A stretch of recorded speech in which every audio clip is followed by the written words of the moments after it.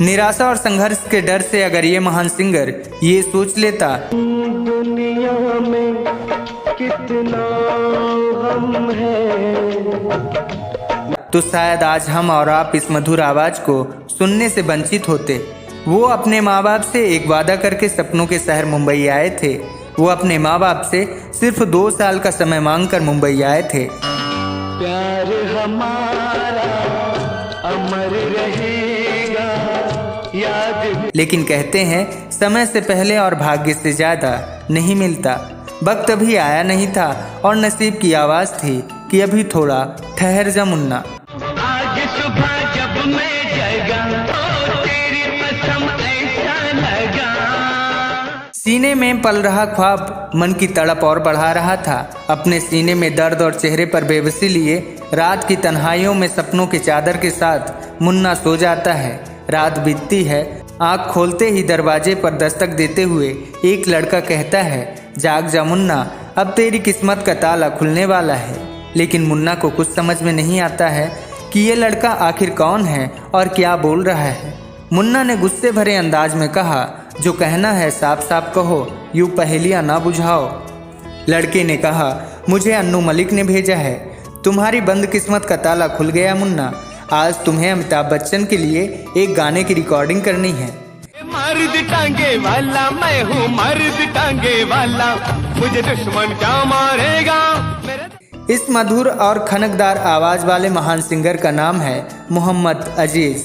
आजकल याद कुछ और रहता नहीं।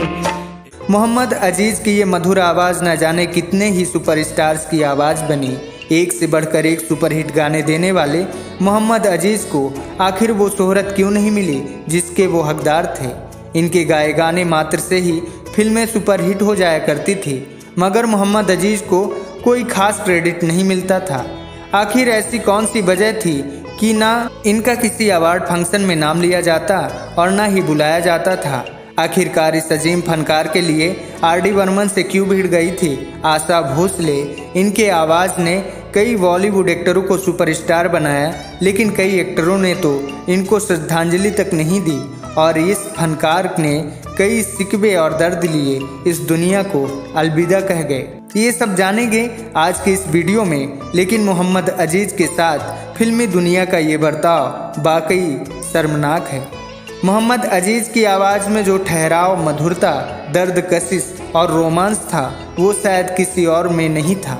आजकल याद कुछ और रहता नहीं।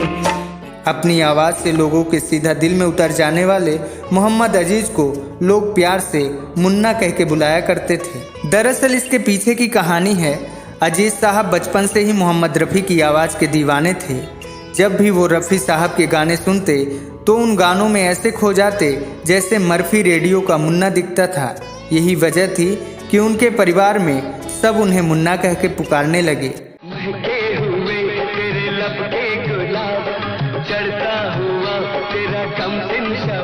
मोहम्मद अजीज का जन्म कोलकाता के गुमा में 2 जुलाई 1954 में हुआ था। अजीज साहब का पूरा नाम सईद मोहम्मद अजीज उल नबी था। अपने शुरुआती दिनों में ही अजीज साहब ने कोलकाता में ही गायन की शिक्षा ली। बचपन से ही उनका रुझान पढ़ाई से हटकर गायकी में था। रफ़ी साहब के गाने सुनते सुनते वो रफ़ी साहब के अंदाज में गाने लगे। बड़ी दूर से आए हैं प्यार का। परिवार की आर्थिक हालत ठीक नहीं थी, इस वजह से वो एक होटल में गाना गाना शुरू कर दिए। दर्शक उनकी आवाज़ में ऐसे खो जाते कि मदमस्त होकर अजीज साहब के गाने सुनते और अच्छी बख्शिश दिया करते थे। ऐसा कहा जाता है कि रफ़ी साहब के गाने अजीज साहब ने करीब 2 दशकों तक गाए और उसी से उनके परिवार की रोजी रोटी चलती थी। मोहम्मद अजीज जिस होटल में गाना गाते थे वहाँ बड़े बड़े गीतकार, संगीतकार भी खाना खाने के लिए आते थे और उनके सिंगिंग कैरियर की शुरुआत इसी होटल से हुई, जहाँ एक बंगाली निर्माता को उनकी आवाज़ इतनी भा गई कि उन्होंने उन्हें अपने एक फिल्म ज्योति में गाना गाने का मौका दे दिया। मोहम्मद अजीज के द्वारा गाए इस गाने को लोगों ने खूब पसंद किया। इसके बाद मोहम्मद अजीज ने अपना कैरियर बनाने के लिए मुंबई जाने का निश्चय कर लिया। अपने माँ बाप से 2 वर्ष का समय मांगे और आ गए मुंबई। मुंबई में अजीज साहब को कड़ा संघर्ष करना पड़ा। पास में कुछ पैसे थे जिसकी बदौलत वो एक रहने के लिए कमरे का इंतजाम किए, मगर काम की तलाश में अजीज साहब को बहुत धक्के खाने पड़े। वो जहाँ जाते वहाँ निराशा के सिवा कुछ हाथ नहीं लगता। लेकिन सलीम अख्तर के थ्रू अजीज साहब अन्नू मलिक के संपर्क में आए और दोनों के बीच अच्छी दोस्ती हो गई। अन्नू मलिक मोहम्मद अजीज से डेमो रिकॉर्डिंग भी करवाया करते थे।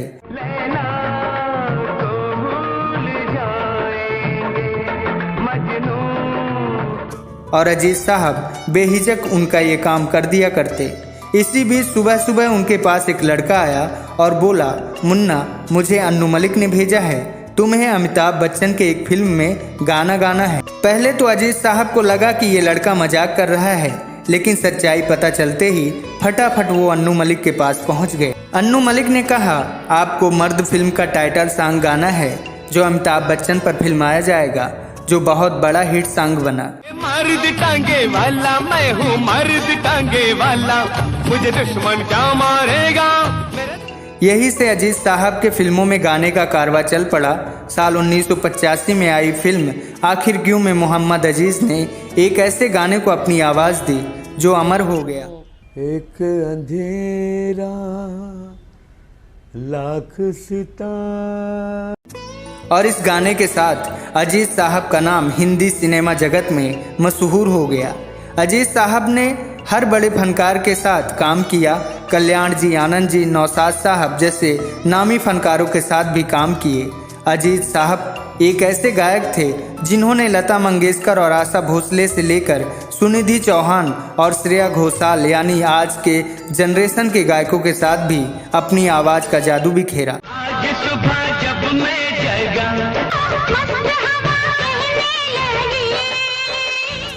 देशभक्ति से लेकर भक्ति, कव्वाली और फिल्मों तक अपनी खूबसूरत गायकी का जादू बिखेरने वाले मोहम्मद अजीज से शायद ही कोई जॉनर छूटा होगा।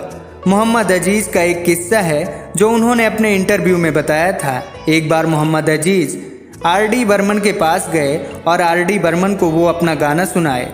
आर.डी. बर्मन ने जब उनका गाना सुना तो आर.डी. बर्मन ने कहा, आप गाते तो अच्छा हो, लेकिन आप अपने शब्दों का उच्चारण ठीक करो। इतना सुनकर मोहम्मद अजीज साहब वहां से चले आए और उसके कुछ दिन बाद बप्पी लहरी ने आशा भोसले के साथ मोहम्मद अजीज साहब से एक गीत गवाया।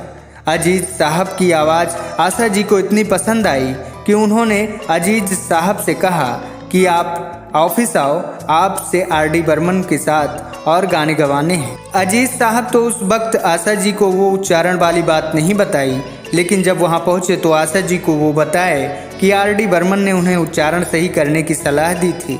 ये बात सुन आशा भोसले ने तो आर.डी. बर्मन के सामने अजीज साहब से गाने गवाने के लिए अड़ गई। मोहम्मद अजीज और आशा भोसले ने एक साथ कई गानों को अपनी आवाज़ दी। प्यार हमारा अमर रहेगा, याद। संगीत की दुनिया में लोग अजीज साहब को मोहम्मद रफ़ी के उत्तराधिकारी के रूप में भी जानते हैं। मोहम्मद अजीज रफ़ी साहब के गाने अक्सर गाया करते थे। वो अपने स्टेज शो में भी रफ़ी साहब के गाने गाया करते थे। बड़ी दूर से आए हैं प्यार का। क्रोध फिल्म में उन्होंने अपने गुरु रफ़ी साहब को एक गीत गाकर श्रद्धांजलि दी। न फनकार तुझसा तेरे बाद आया मोहम्मद। संगीतकार लक्ष्मीकांत प्यारेलाल की जोड़ी ने उन्हें अपनी फिल्मों में कई गानों को गाने का मौका दिया। मोहम्मद अजीज का कैरियर अपने पूरे उफान में था। फिर कुछ ऐसा हुआ कि सब कुछ उनके हाथ से फिसल गया। अब अजीज साहब के दौर के सूरज का अस्त होने का वक्त आ चुका था। वो बेहद विनम्र और राजनीतिक गलियारों से दूर रहने वाले शख्स थे। मोहम्मद अजीज को जो भी काम मिलता उसे बेहद ईमानदारी और बड़ी शिद्दत से करते थे। लेकिन ये अपने आप में बड़ी चिंता की बात है कि लगभग 20,000 गानों को अपनी आवाज़ देने वाले मोहम्मद अजीज को मात्र 2 बार ही बेस्ट प्लेबैक सिंगर का अवार्ड मिला। एक ऐसा दौर भी आया जब किसी अवार्ड शो में मोहम्मद अजीज को बुलाना तो दूर, उनका नाम भी उस शो में नहीं लिया जाता था। इस महान गायक की लगातार अनदेखी हो रही थी। धीरे धीरे उनको गाने मिलने बंद हो गए। मोहम्मद अजीज अपने द्वारा दिए एक इंटरव्यू में बड़े भावुक अंदाज में ये कहा था कि ये उगता हुआ सूरज अचानक कैसे डूब गया उन्हें खुद मालूम नहीं है। उनका ये दर्द अक्सर उन्हें अंदर से झकझोर देता था। मोहम्मद अजीज खुद इस बात को कहते थे कि मैं आज किसी एक्टर, डायरेक्टर, प्रोड्यूसर किसी से कभी नहीं लड़ा और ना ही कभी बदतमीजी की। फिर लोग मुझे क्यों भूल गए। फिल्मी दुनिया अजीज साहब को भले ही भूल गई थी, लेकिन लोगों के दिलों में अजीज साहब बसे हुए थे। यही कारण था कि मोहम्मद अजीज का शो दुनिया भर में चलता रहता था। 27 नवंबर 2018 ऐसी मनहूस तारीख जिसने उनके फैंस से अजीज साहब को हमेशा के लिए दूर कर दिया। अजीज साहब कोलकाता से मुंबई आए। फ्लाइट से उतरने के बाद जब अजीज साहब टैक्सी में बैठे तो उनकी तबीयत खराब होने लगी और अचानक बेहोश हो गए। आनन फानन में उन्हें नानावटी हॉस्पिटल भर्ती कराया गया, लेकिन मोहम्मद अजीज को डॉक्टर भी नहीं बचा सके। अपने 64 साल की उम्र में मोहम्मद अजीज इस दुनिया को अलविदा कह दिए और अपने पीछे छोड़ गए अपनी यादें। लेकिन विडंबना देखिए, मोहम्मद अजीज साहब की आवाज़ ने जिन्हें सुपरस्टार बनाया, ना तो उनका एक ट्वीट आया और ना ही कोई उनकी अंतिम यात्रा में शामिल हुआ। खैर, मोहम्मद अजीज साहब ऐसे व्यक्ति थे जो अपने दर्द को अपने सीने में दबाए रहे, मगर कभी किसी से कोई शिकायत नहीं की। हम अपनी टूटी फूटी आवाज़ से इस वीडियो को मोहम्मद अजीज साहब को समर्पित करते हैं और उन्हें भावपूर्ण श्रद्धांजलि अर्पित करते हैं। अजीज साहब आज भले ही इस दुनिया में नहीं हैं, मगर उनकी मधुर आवाज़ की खुशबू सदा ही इन फिजाओं में महकती रहेगी। मिलते हैं अगली वीडियो में, तब तक के लिए दीजिए इजाज़त। नमस्कार।